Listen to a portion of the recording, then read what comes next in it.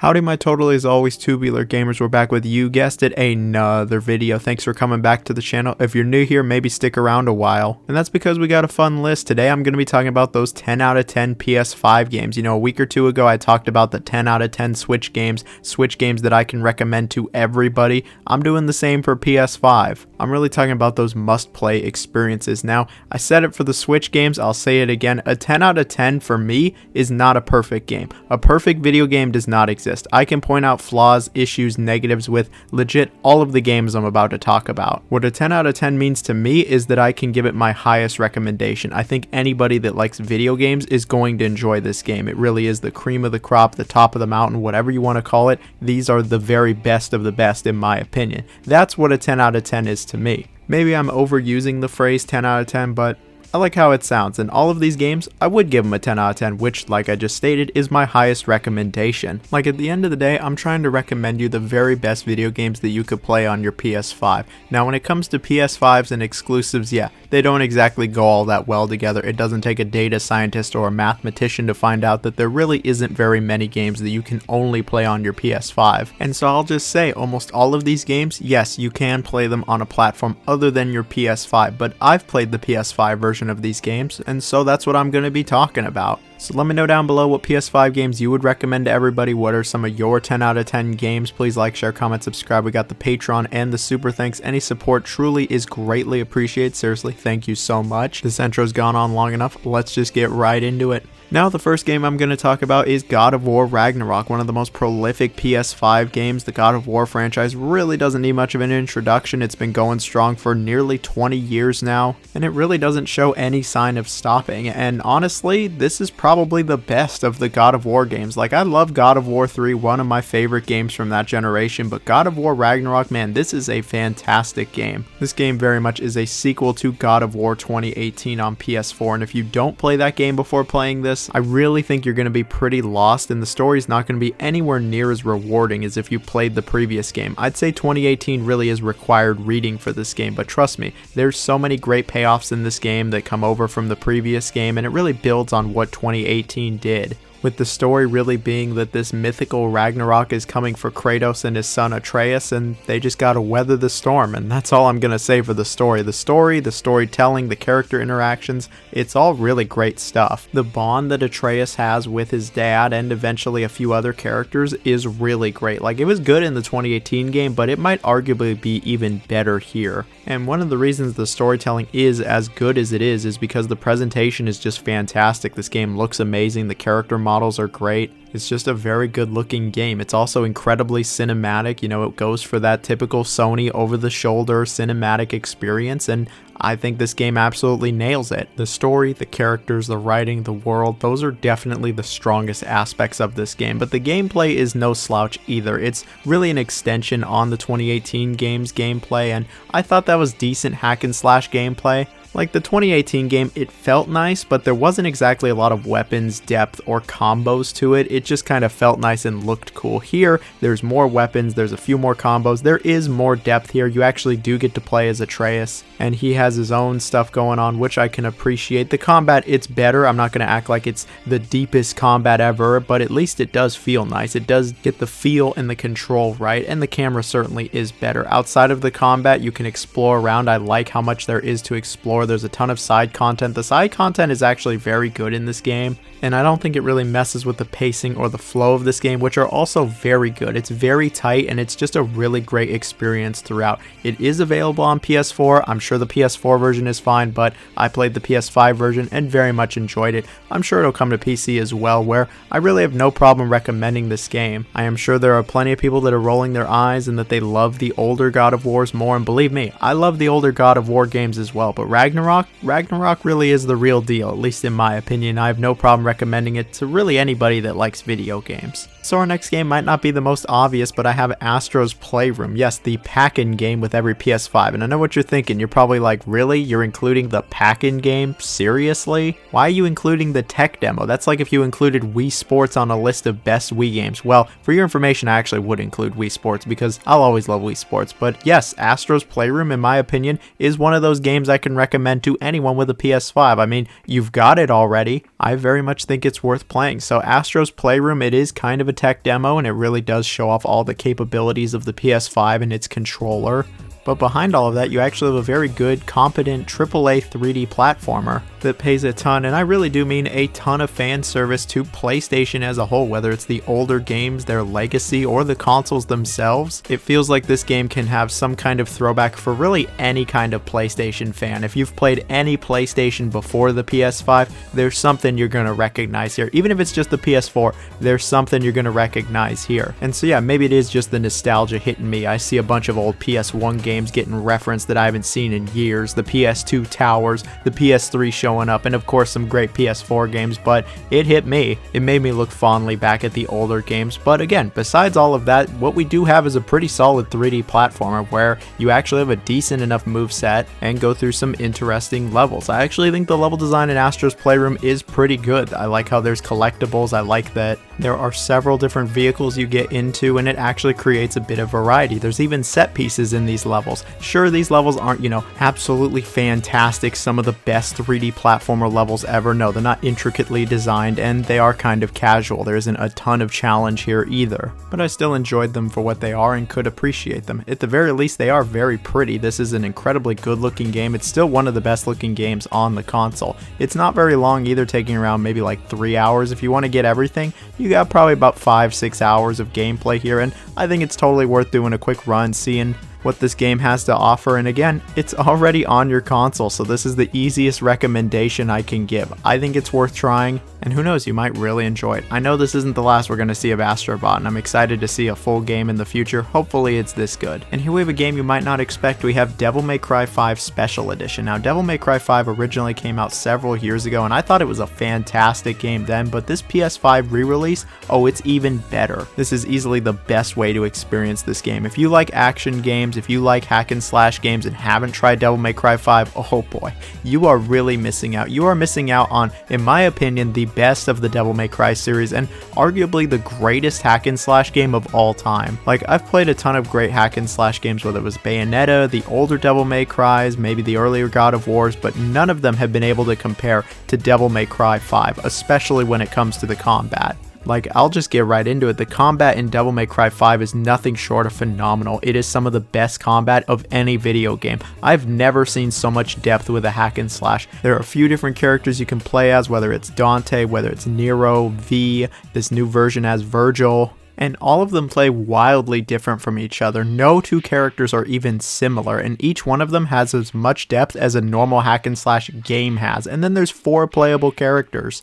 At times, it feels like we have an endless ocean when it comes to the depth. The combat is just superb. Outside of the combat, it's pretty good also. There's some decent levels here. There's a lot of really great set pieces. There's some fantastic enemies and bosses that show up. The game is incredibly replayable. It has a great pace and length to it. And it's also a full game, unlike Devil May Cry 4 where you just played through the first 10 levels backwards. No, it is a full game here. They don't repeat shit all over the place. It's a very smooth experience. When it comes to the story, yeah, it's not amazing, but I think it was decent enough. I like Dante, I like the characters, and all the interactions are pretty good. The ending, it was just okay. But hey, for the 3rd time in a row, I'll say it, this is a good looking game. This is a very good looking game. The action is very stylish, the character models are great, and the environments are really solid also. At the end of the day, I would say there is no hack and slash game that is as good as Devil May Cry 5. At least on the PS5, this really is the best of them all, and I have no problem recommending this game to anyone that likes action games. I think just about anybody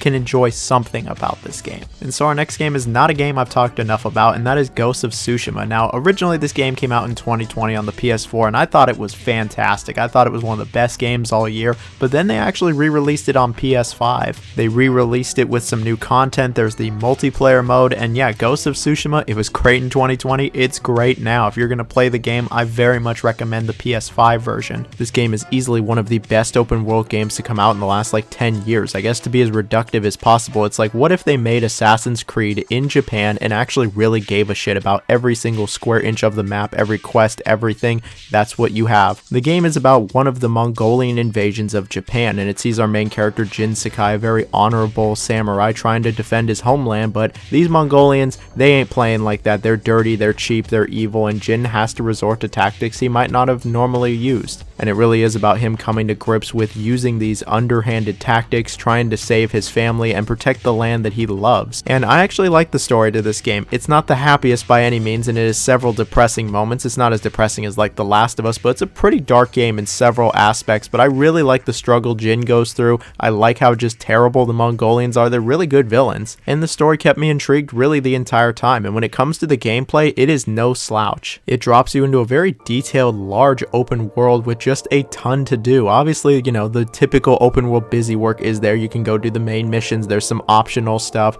there's some outposts you can go take out, but there's a ton of interesting collectibles, and the way the game handles its side content is actually pretty great, much better than really any Ubisoft game. Like, it's all interesting, each character has a story, and the side content just felt generally meaningful. Same with the collectibles. I actually wanted to do like all of it, and there's a lot to do here. This is a very long game. If you choose to do even half of the side stuff, you're looking at 30-40 hours, and it's actually worth it for the most part. The combat is also very good in this game. You know, with you being a samurai, a lot of the game is combat, and I really enjoy it here. It's not just a direct copy of, say, Batman Arkham's combat. It does try to do its own thing, and I can enjoy it. There's a lot of stealth in this game as well, and the stealth is actually pretty solid. It's not amazing, it's not fantastic, but for being a AAA game that focuses on a lot more things than stealth, yeah, I think the stealth is fine in this game. I like the environments, I like the combat, I like the pacing of the game. It looks phenomenal. The PS5 expansion is actually pretty good. The multiplayer is even pretty sick in this game. Ghost of Tsushima, it really is one of those must-play PS4, PS5 titles, but if you haven't played it by now,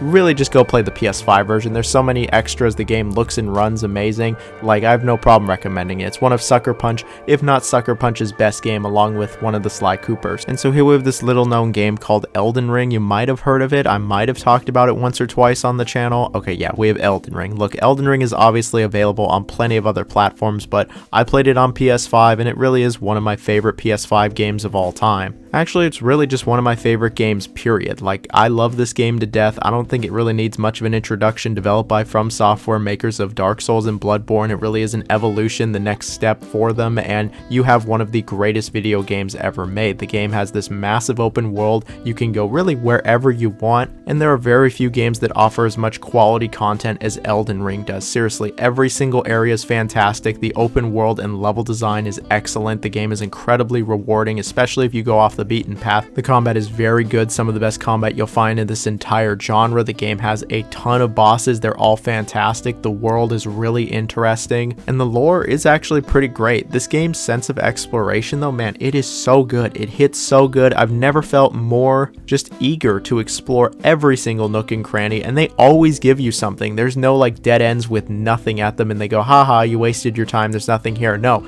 it really isn't like that. It is just so good when it comes to the world design. The game looks very good. The soundtrack is epic. It's an incredibly long, fulfilling, rewarding game that I could talk about forever. I mean, I've talked about this game several times. I'm going to continue to talk about it several times in the future because it's Elden Ring. It doesn't get old. It's just a fantastic game through and through, and you can really play any version and have a fantastic time. We also have the DLC coming sooner than later. I'm sure that's going to be excellent as well. If you like video games, if you have a PS5 or even a PS4, Elden Ring is definitely one of those top tier games in my opinion. And so here's another game that probably doesn't need an introduction. Here we have the Resident Evil 4 remake that came out last year. Now, like Elden Ring, this game is available on other platforms, but I played it on PS5, and it really is one of my favorite PS5 games immediately. The original game really is one of my favorite games of all time. I love that game to death, so when they announced a remake, I was a bit skeptical, but I was also optimistic. But after finally playing through the game twice now, yeah, this game is fantastic. Not only does it capture like everything amazing from the original game, but it expands on it, it brings it to the modern age, and makes it better than ever. How you make a better Resident Evil game than this, I got no idea. The game takes place in Spain and sees our man Leon Kennedy returning from RE2, battle-hardened now and a total badass, to rescue the president's daughter, Ashley, and I love the story. I like the new direction they've taken with it. The original game, I thought the story was great. It was obviously very cheesy, though. This game, it's a lot darker, it's a lot scarier, it's a lot more serious, and Leon doesn't have a ton of corny lines, but I really like the atmosphere this new game has. I think it's really great. It's tense throughout, and it just feels relentless at times, which brings us to the gameplay. It's like they took RE4 4's gameplay, which was already a beast in its own right, and made it even better. Obviously, you can move and shoot now, and the gunplay feels just amazing. It feels really great. It's incredibly satisfying and just fun above everything else. But you really feel like a badass in this game. You can do some really cool shit as Leon, and it never was not fun.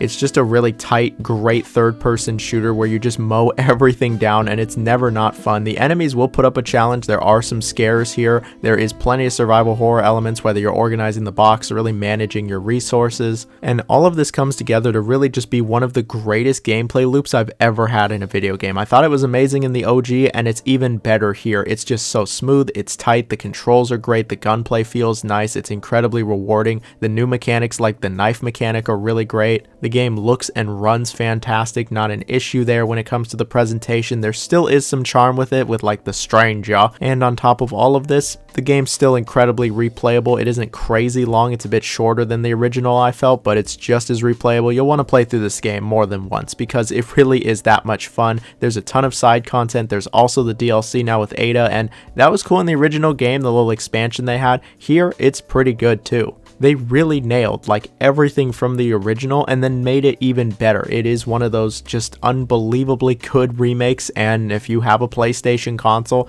yeah, it's one to play in my opinion, especially if you love horror games and haven't tried it by now. Oh, it's so good, man. RE4 remake, so good. And so here we have Marvel's Spider-Man 2, which came out last year. Now, I've talked about this game several times as well. Y'all be roasting me about it, but I'm never not going to be proud of it. I was part of the game's production when I was with Insomniac, and will always cherish my time there before I got laid off. So call it a bias, but I really do think this is one of the very best PS5 games and one of the best superhero games ever. And in my opinion, really is the best Spider-Man game of them all. Sure, it doesn't exactly reinvent the wheel for Spider-Man, and there isn't a ton of new mechanics, especially if you played the previous two Spider-Man games, but I still really did enjoy this game. It tells a great different narrative about Peter Parker and Miles and them just coming together to kick some ass, and that's all I'll really say about the story, as this game is still relatively new. It is very story driven, and I think the plot is very good, and the villains are actually really well developed. I think all the villains are really great, and they all have a lot of depth and personality. They're just very well done. When it comes to the gameplay, you know, if you've really played any Spider-Man game before, you're gonna understand how it works. You're dropped into New York City, you can do the main missions, you can web sling to your heart's content. You can actually fly around, glide with this new glider. That is pretty cool. It's probably the most innovative thing about the game.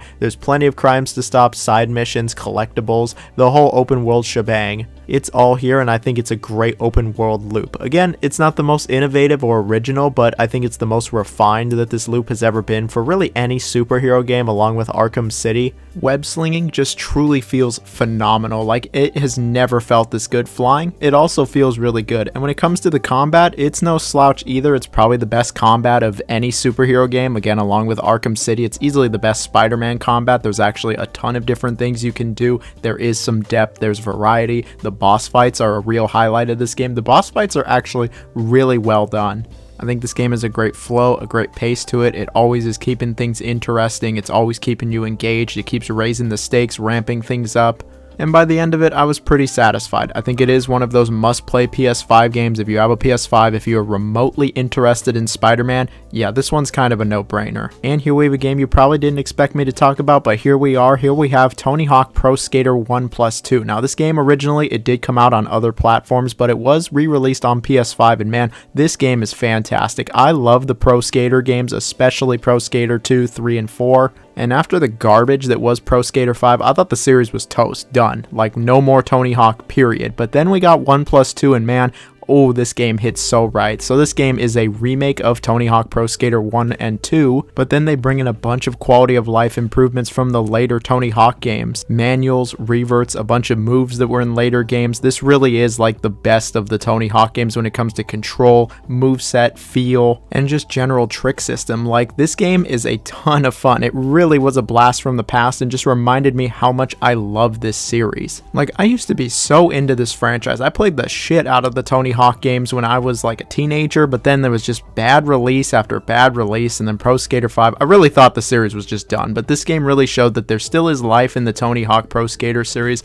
There's still a market for it, and man, you can still have so much fun with this game. Like, it's got all the maps, the objectives from the older games, it has almost all of the music, it's got a bunch of the old characters, there's plenty of new faces here as well, there's a bunch of customization, the game has plenty of content, there's the online modes, and I can always come back to this game and have at least 30 minutes of fun. Like, it's a great game to just come back to over and over and just have some fun with, and who knows, this might be the last of the Pro Skater series. We were gonna get 3+4, and that's not happening now, but hey, at least we got 1+2. I mean, they really nailed this game. Like, they nailed the physics also. That was like the biggest thing with so many of the other Tony Hawk games that I hated, like Ride and Shred and Pro Skater 5. The physics were so dog shit, they just did not feel nice, they didn't make any sense. In this game, it was perfect. It was legit like perfect. It does not get any better than this when it comes to skateboarding physics in a Tony Hawk game. They nailed it. They nailed the feel, the atmosphere, the music, the vibe. It really is one of the best skateboarding games, one of the best extreme sports games ever made, and a must-have if you have a PS5 or any console that can play this game, or PC. It's totally worth playing. If you've ever played any of the Tony Hawk games, you'll like this game. You will like it. And so our next game is the latest game on the list, and that is Final Fantasy VII Rebirth. Now, originally I was going to include Final Fantasy VII Remake in a grade, but then I was taking just way too damn long to make this list, so now we have Rebirth. I've been playing this game for a couple days now, and I have absolutely been loving it. It is a serious improvement on the Final Fantasy VII Remake, and I think even the most jaded of Final Fantasy fans are going to enjoy this game. I'm going to have a full video out on it with the other Final Fantasy VII games soon enough, but I will just say that all of the good word you've heard about this game is very well warranted. This game is just fantastic. It has an excellent presentation, an amazing story, really interesting, deep characters, an innovative, fun combat system, a rewarding, engaging open world that has an excellent sense of exploration. Like, there really is so much to see and do in this game that it's not even funny. It has excellent mini games, it has a ton of variety to it. The open worlds are actually very well designed, and it really does reward you for going off the beaten path, constantly giving you stuff. And everything that was in Remake is just so much more refined here. The combat's better, your party's better, it's stronger, there's more options, the way they all interact with each other's better, there's a bunch of party chat, the story's better, it's more engaging, the game is better paced, the mini games are better, really everything is better. The game looks fantastic, the soundtrack is pretty much goated right from the get-go. Like, it's just a wonderful game. And I haven't even finished the game yet. I don't want to finish the game. Like, I don't want it to end. I'm having so much fun with it. It's just so good. Like, it continues to impress me throughout. There's just, again, so much to see and do in this world. It all feels meaningful. It feels fulfilling. You actually want to do the side content. It's not just a bunch of junk like most of Final Fantasy 16's side missions. No, all of these are actually good. There's character, there's personality, there's motivation, there's meaning. It leads to other side content. Like, it's not as rewarding and interesting as, say, the main story, but it is actually very well done. It's easily the best side content and best open world of any Final Fantasy game. Final Fantasy's always kind of struggled with side content, in my opinion, and having an interesting open world. I mean, 15's was like okay, but this needs to be the template for how things are in the future. This is how you do a Final Fantasy open world game. This is how you make an open world interesting, engaging, and most importantly, just fun. Like, you want to do everything because it's fun. It's not a checklist. You aren't fighting stuff for the hell of it. You aren't doing all of Condor Fort because you have to. You want to because it's fun. They actually made it interesting. They actually made it a good time, and I'm just in love with this game. Again, I'll be talking about it shortly, but this is just a really impressive game that I have no problem recommending, especially if you have a PS5. Right now it's only on PS5. That'll change soon enough, I'm sure, but totally worth getting. Our last game today, I'm sure, is going to make plenty of people groan, but we have The Last of Us Part 1. So this is the PS5 remake of the PS3 game that also got the PS4 remaster. Yes, there's a couple different versions of this game. It was not originally a PS5 game, but I played through the game on PS5 and absolutely could say that it is worthy of a 10 out of 10, my highest recommendation. I mean, it's The Last of Us Part 1. People loved it on the PS3, people loved it on the PS4, they loved the TV show, and now they love the PS5 game. Has it been re-released way too many times? Absolutely, but you can't deny this game's quality. It does everything so right. If you're looking for that Sony experience, you know, the third person, over the shoulder, extremely cinematic, lots of walking and talking and great world building, it doesn't get any better than The Last of Us Part 1. I'm sure plenty of people will say The Last of Us Part 2, but I don't agree there. I think Part 1 has always been the best. The story of Joel and Ellie trying to get across America is just still so gripping. It's so good. The characters are so well written, they're incredibly developed, and by the end of it, you really come to love these characters. They're all good. There's really not a bad character here. The dialogue, it's very well done. But the biggest strength of this game is the pacing. The pacing is so good in this game. It's always keeping things fresh. You're always doing something new. It doesn't go on forever. It's like 10, 11 hours, and it's just really tight. It's really strong. And while playing through this a couple months ago, I was just like, man, so many new games just drag things out like crazy. This game is just right to the point, and it makes the pacing just really strong. I can actually very much appreciate it. The gameplay is very good also. It's a very competent, solid third-person shooter with some relatively basic melee combat and stealth sections. I think the gameplay, it's more than serviceable enough. The level design is really strong. It's actually very realistic, which I can appreciate. I think the level design in this game and the sequel is just very well done. It doesn't feel like a video game-ass level. It feels like a place, a world that's been lived in and destroyed in. I think crafting is decent enough. You get to explore around. It is decently rewarding for opening all the cupboards and the drawers. Yeah, you are just pressing triangle and it isn't, the most exciting gameplay, but I enjoy it. And thanks to the game's length, it doesn't ever get old or boring or repetitive. There's plenty of excellent set pieces, and I could talk a lot about this game. I could talk for a couple more minutes about this game, but I'm not going to because you already know about it. It's The Last of Us. People have been hyping this game up for hella long, and will continue to hype it up pretty much forever. It's one of the best PlayStation experiences ever. If you have a PS5 and you haven't experienced The Last of Us, oh, it's absolutely worth getting. If you have experienced The Last of Us, which is probably most people these days, you could probably skip it, but just know it is still a fantastic game that is totally worth playing. Alright, that's it for today's video. Hope you all enjoyed it. I'll see you all in the next video. If you made it to this part of the video, you can comment bricks, as in the material that is used for some houses. Yep, we're going back to a classic. Bricks is the code word. Hope you all have a wonderful day, evening, night, whatever the closest thing is to you. See y'all later. Bye-bye.